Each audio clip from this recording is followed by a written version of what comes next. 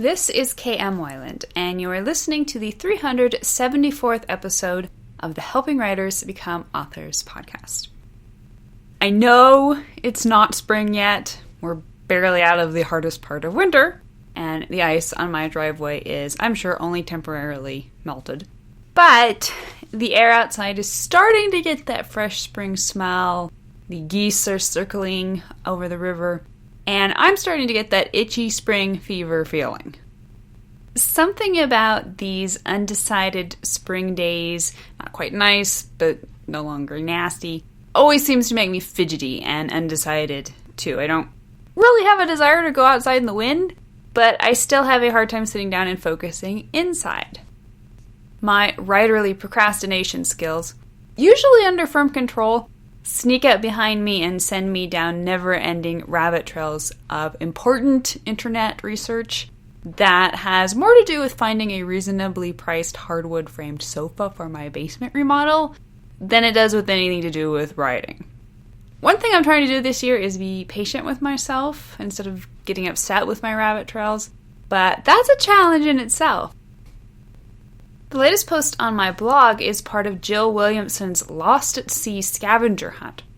So join the fun and games to win a Kindle and more, as well as learn about my dieselpunk historical novel Storming and your other favorite story settings.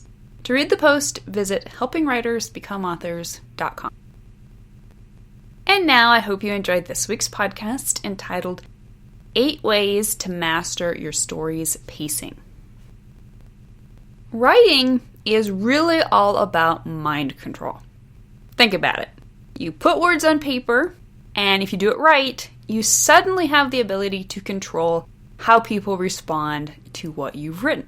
Of course, doing it right is the whole challenge of writing, and when it comes to this mind control gig, the one thing you must do is learn how to pace your story.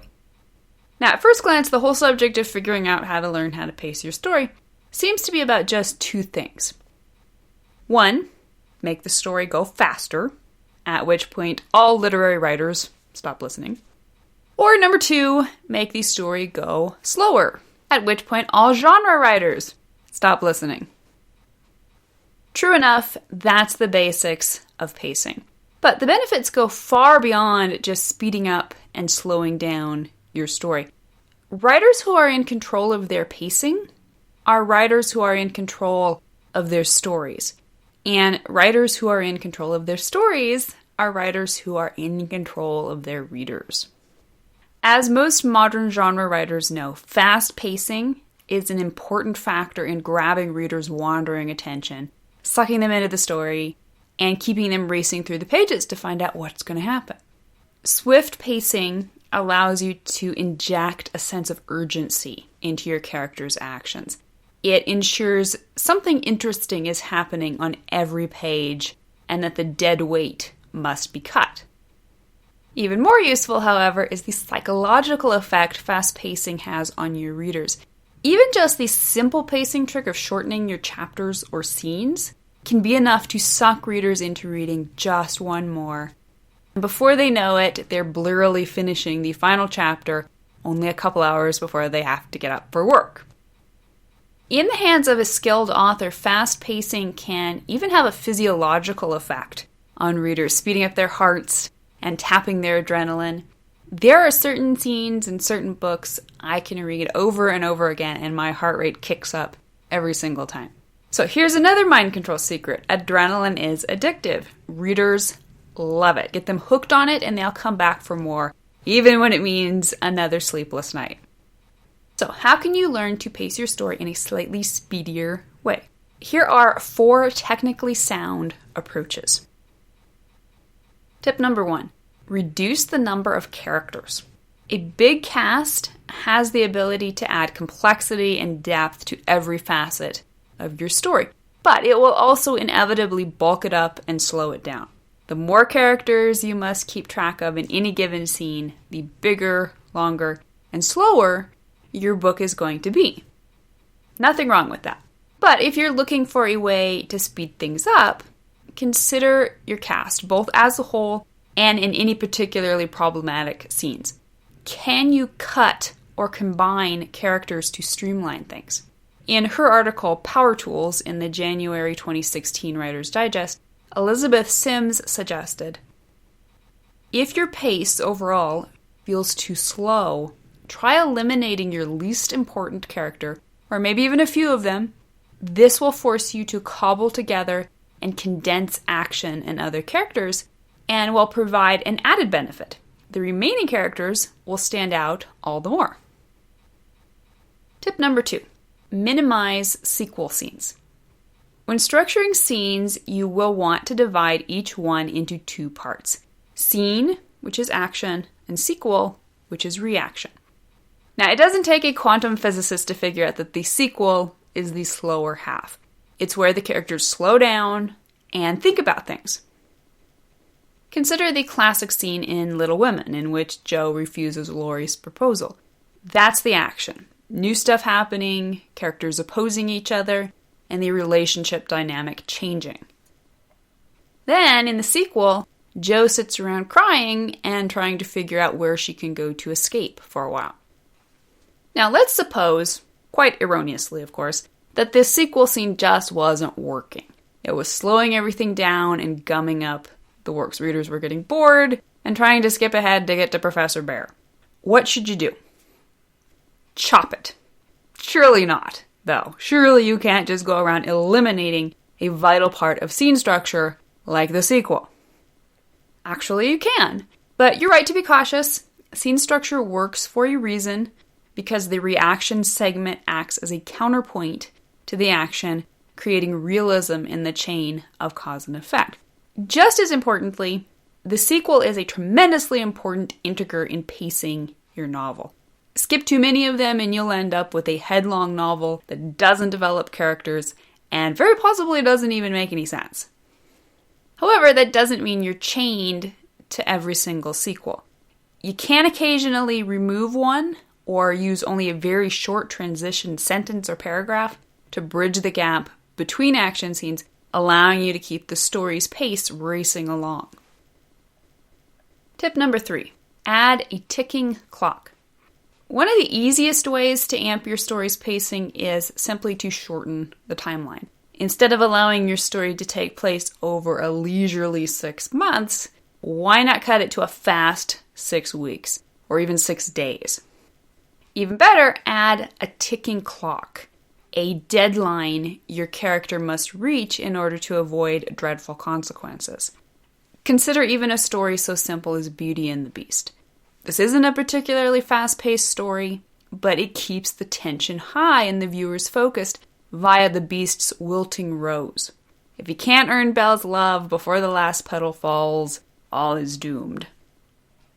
By creating a clear goal line for the story's finale, you allow readers to subconsciously estimate how close they're getting to the finish, and the closer they get, the faster the pacing will seem. Tip number 4, raise the stakes. What do the stakes have to do with pacing? Isn't that another technique entirely? Yes and no. Yes, it's a technique in its own right, but it is also a tremendous aid when you're trying to learn how to pace your story. The higher the stakes, the more readers will care about what happens to your characters if they fail to reach their goals. Once you get readers to invest their emotions that deeply, you'll be able to pull them toward your story's finish. Even when the story's interior pacing isn't extremely fast, the reader's pacing will be as they race toward the end to find out what happens. Now, that all sounds pretty good. After all that, why in heaven's name would you want to slow your story's pacing? Good question, particularly since modern writing advice focuses almost exclusively on how to speed pacing. It's hammered into writers' heads that they better never let the story slow down or they'll lose readers. So, with the best of intentions, they use the above techniques and do indeed end up with a fast-paced whirlwind of a novel. By itself, however, fast pacing isn't enough to create a good story or even to properly grip readers. To truly control your reader's experience of your story in a way that pulls them in and invests them mentally and emotionally, You must be able to deftly balance both swift and slow pacing, sometimes all in the same chapter, in order to create exactly the right rhythm of tension and exploration within your story. So here are 4 approaches you absolutely must know how to use to slow your pacing. Tip number 1, complicate your sentence structure. One of the easiest ways to control your pacing, either fast or slow, is to purposefully manipulate your sentence length and structure. Short, rapid-fire sentences lend themselves to a speedy pace, like the rat-a-tat of a machine gun, or the increasing heart rate of characters and readers alike. Conversely, if you wish to slow your pacing, you can lengthen sentences, adding clauses to create a leisurely or dreamy literary landscape. Consider the famous opening of Daphne du Maurier's Rebecca. Last night I dreamt I went to Manderley again. It seemed to me I stood by the iron gate leading to the drive, and for a while I could not enter, for the way was barred to me. There was a padlock and a chain upon the gate. I called in my dream to the lodge keeper, and had no answer, and peering closer through the rusted spokes of the gate, I saw that the lodge was uninhabited. The steady rhythm of sentences, short, long, keeps the prose interesting and varied, while still creating a slowly haunting build-up of tension. You can then add to this the technique of deliberately complicating even simple sentences, which forces readers to slow down ever so slightly and think about them. For example, this lyric from Bright Eyes Lua. What is simple in the moonlight, by morning never is. Tip number 2. Skew the scene-sequel ratio toward sequel. Just as chopping sequels from your scene structure allows you to speed up your pacing, you can achieve the opposite effect by chopping scenes. Now, I know if chopping sequels seems blasphemous, certainly this sacrilege is all the more so. And yes, it's certainly not something you want to try at home without your helmet and safety goggles. After all, your scenes are your story. If you cut too many, leaving only reactionary sequels, you'll end up with the literary equivalent of a spineless sloth, with apologies to Sid.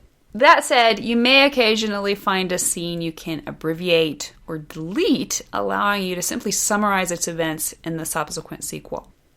What you'll get are long, introspective scenes in which the characters do little other than wander around and think.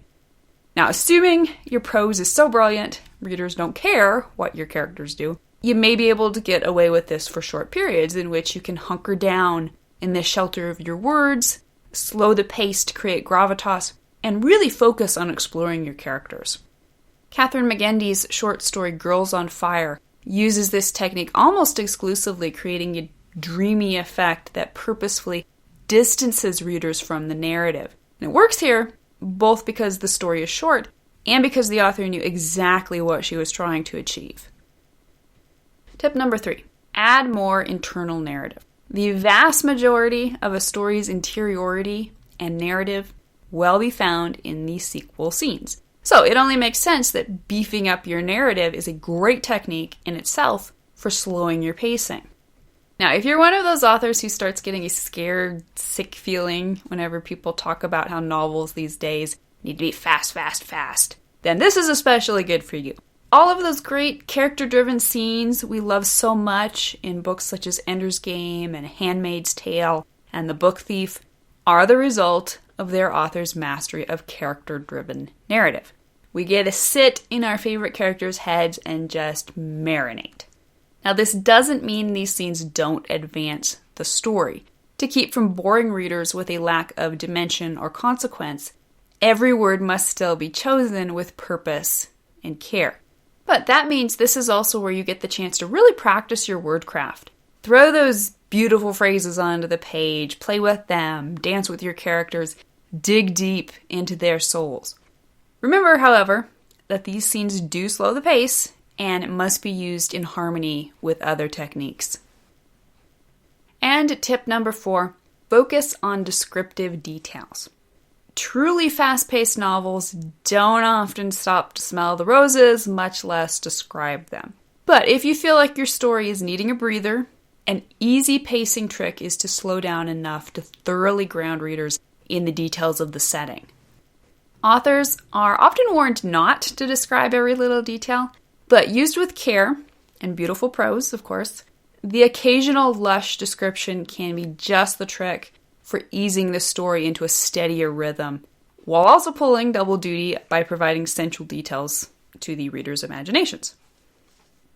Now, in truth, just about every narrative trick you've ever heard of will play a role in helping you learn to pace your story. Mastering narrative, dialogue, and description are all stepping stones on the way to mastering pacing.